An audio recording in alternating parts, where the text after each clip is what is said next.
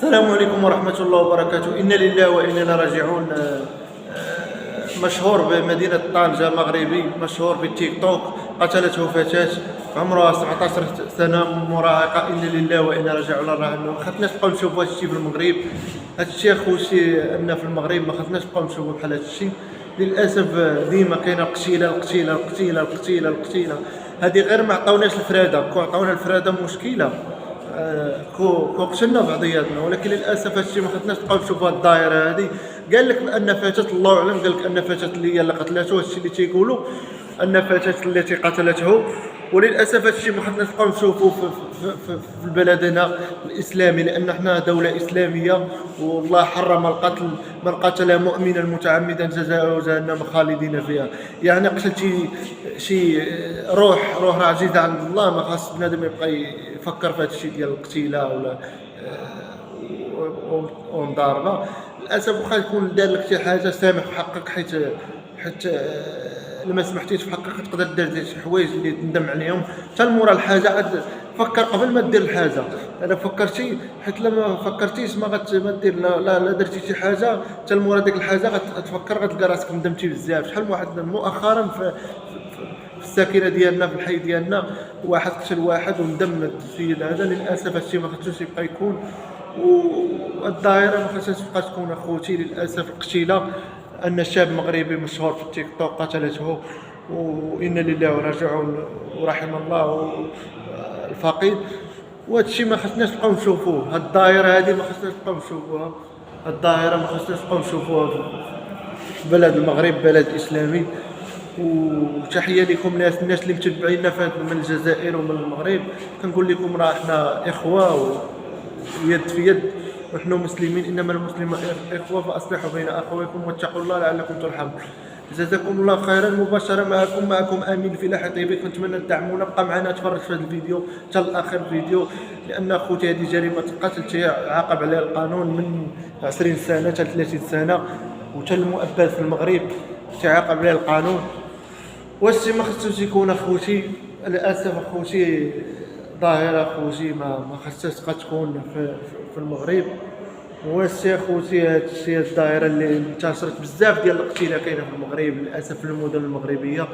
هادشي غير في المغرب، عم الله لذلك في مدن، في بلدان اخرى في العرب، الجزائر وتونس، فيما مشيتي كاين. واكثريا السبب القتل في المغرب هي المخدرات.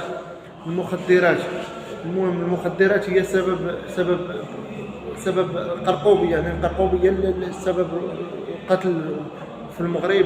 يعني بنادم تيكون مخدر، تيكون العقل ديالو ما واعيش. وهذه اخوتي هذا خصنا نشوفوا بحال هذا الشيء. وانا لله وانا راجعون. رحم الله الضحايا اللي ماتوا في المغرب، ورحم الله الكل، والله يرحمهم والله يغفر لهم والله يثبتهم على السؤال. وهذه رساله لكم اخوتي، انكم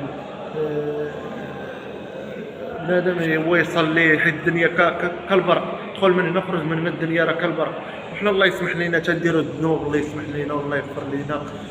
وكنتمنى اخوتي يغفر لنا الله الذنوب، لان في هذا اليوم المبارك، اليوم الجمعه. وللاسف اخوتي الشاب اللي تقتل هو عمره يتواجد شاب من العشرينات. المهم ما عرفتش العمر ديالو، ولكن هذا تقتل بمدينه طنجه في الشمال المغربي. وللاسف هادشي ما خصناش نبقاو نشوفوه. انا لله وانا راجعون. المهم اخوتي تبعوا هذا الفيديو حتى الاخر. الناس اللي ما تتفرج بقاو معنا حتى الاخر باش تفهموا القصه ديال هذا السيد هذا. السيد كان من مشاهير تيك توك، ومعروف في التيك توك، معروف في المواقع التواصل الاجتماعي. التيك توك مشهور. وللاسف قتلته فتاه، وقيل قالوا فتاه، وحنا ما عرفناش لان الصحافه كتبوا ان فتاه اللي قتلته. هادشي ما خصوش يكون. وانا لله وانا راجعون. رحم الله هذا الشاب هذا، والله يرحمه. الى اللقاء في فيديو اخر اخوتي. وكتب كل شيء كتب في كومنتير. انا لله وانا راجعون. رحم الله الفقيد. ونتلاقاو في فيديو اخر. مازال غيوصلكم فيديوهات جديده. انا جيت نوصل لكم غير رساله. واللي ما متبعناش يتبعنا في الصفحه باش يوصلوا الجديد. الصفحه هي امين الفلاحي الاسلام وامين الفلاحي طيبي. زوج صفحات، كاينه صفحه خاصه بالدين وصفحه خاصه بالسياسه والترفيه. المهم خاص الصفحه اللي خاصه في الدين هي امين الفلاحي الاسلام، تلوح فيها محتوى ديني ومحتوى خاص بالترفيه مدون شخصيه هي امين الفلاحي طيبي، صفحه فيها 200,000. وهاد الصفحه اللي فيها امين الفلاحي الاسلام هي فيها فيها فيها 50,000. المهم ما نخرجوش على الموضوع. الله يرحم الشاب، الله يرحمه، الله يوسع عليه القبر، والبقاء لله. الى اللقاء في فيديو اخر. نتمنى هذا الفيديو يوصلكم، تكونوا فهمتوا القصه وتكونوا استوعبتوا بجوج كلمات اللي عطيناكم، وجزاكم الله خيرا، والسلام عليكم ورحمه الله وبركاته.